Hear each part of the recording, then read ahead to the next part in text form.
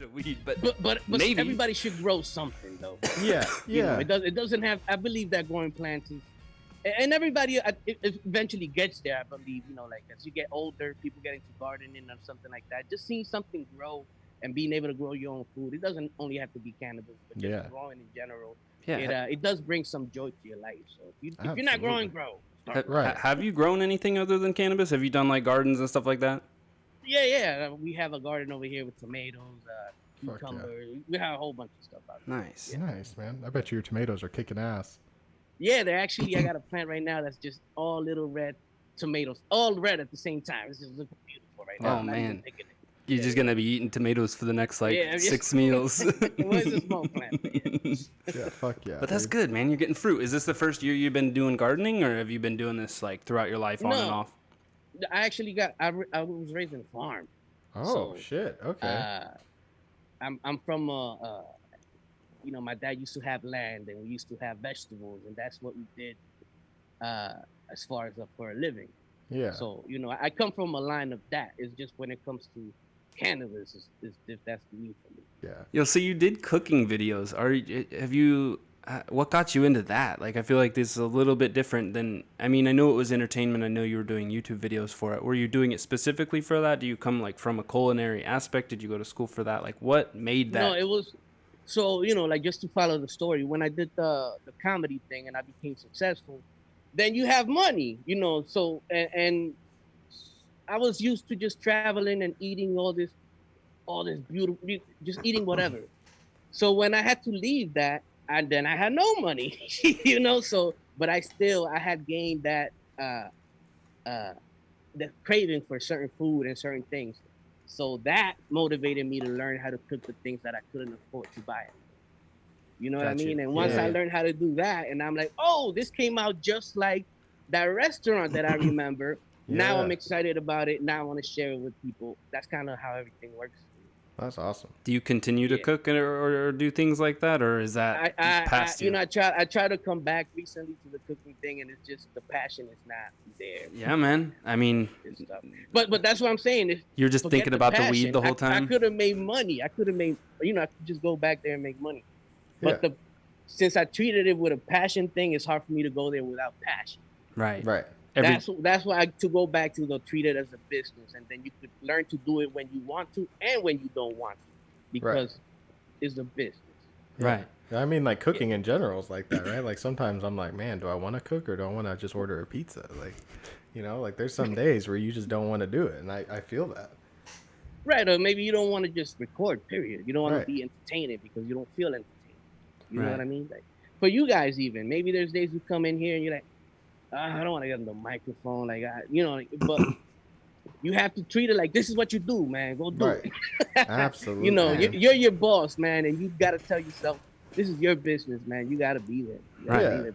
And I think, you know, we noticed the same thing very early on. The successful podcasts were the ones that put something out regularly, consistently, right? It wasn't about the quality of everything they put out. It was consistency, right? And yeah, they did get better. Quality did try to improve a little bit, or it changed or something. But the thing that stayed the same the whole time is they never stopped putting stuff out. They every week in and out, we're gonna do this same day, same time, and then eventually, you know, whether it's your 100th recording or your 1000th recording, somebody's gonna be hyped about it, and you're gonna take off.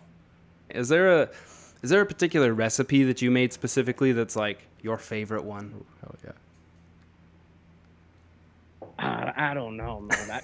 You know, after a while, I just started trying to do the most outlandish stuff that I could. Oh, really? You know, and it just became kind of, because it's just me and my girl. So I was sometimes just, you know, imagine cooking a whole pork, you know, just because it looks good, but it's only my girl and I, you know, it was just became kind of silly. You start knocking on all of the neighbors' doors, hey, you want some pork? Because I just cooked a whole Honestly, my pig. neighbor would eat some of the food.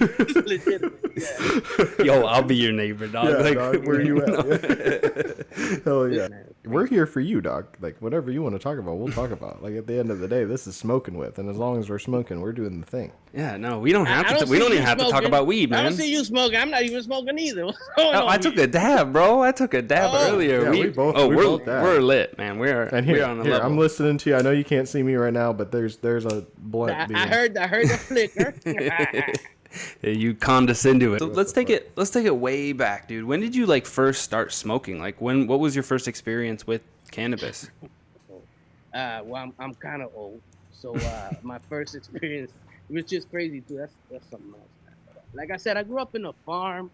You have to understand that I came from very simpler, I guess, simpler people, I guess.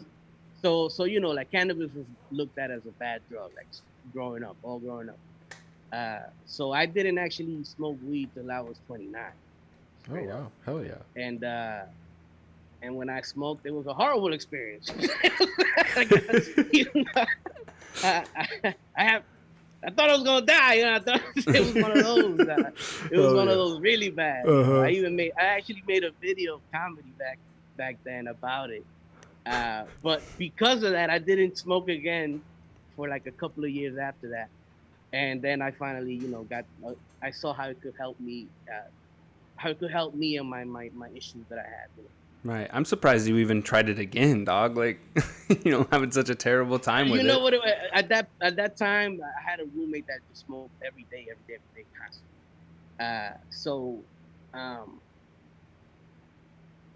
He just told me, he's like, hey, you just smoke too much. That time, that's why you wilded out. You know what I mean? Just take one hit. Like he was a vet. He knew exactly how to get you into it. Exactly. Right. So, he just reeled me in. So that was what it was, And then after that, you gotta hang it. I guess like one final question, and then we'll wrap up. But how do you smoke your flower? Like, is it a piece? Is it a joint? Is it a blunt? Like, what kind of guy? It is just a joint. Joints. Classic. Joints. Classic. My ashtray looks like like those people that used to smoke cigarettes, pack. You're putting out the joint with the joint. Buds, you just see the buzz. That's all you see. It's no ash. It's just buds. You just. And once you start growing so much, like it is just for me. You start getting reckless with it. You like smoke half.